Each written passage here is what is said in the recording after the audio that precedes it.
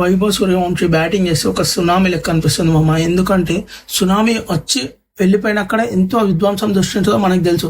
దానివల్ల జరిగిన డ్యామేజ్ మంచి చేయాలంటే కొన్ని సంవత్సరాలు కావాలి. ఎగ్జాక్ట్లీ వైభవ్ సూర్యవంశీ బ్యాటింగ్ కూడా అంతే, రాగానే తుక్కు కొడుతున్నాడు మా బౌలర్స్ మాత్రం.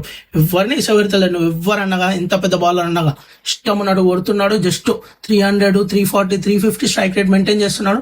పవర్ ప్లేయర్ అనే 15 run rate require run rate maintain చేస్తున్నారు ఆర్ఆర్ టీము.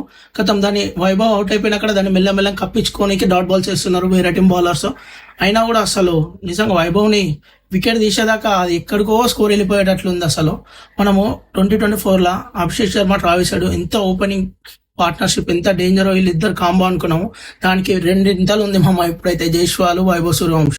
వైభవ్ సూర్యవంశీ ఈ సీజన్లో విరాట్ కోహ్లీ రికార్డ్ బ్రేక్ చేస్తాడా? 2016లో విరాట్ కోహ్లీ 973 కొట్టిండు, ఆరెంజ్ క్యాప్ హోల్డర్. అప్పుడు ఆరెంజ్ క్యాప్ ఇప్పుడు వైభవ్ దగ్గరనే ఉంది.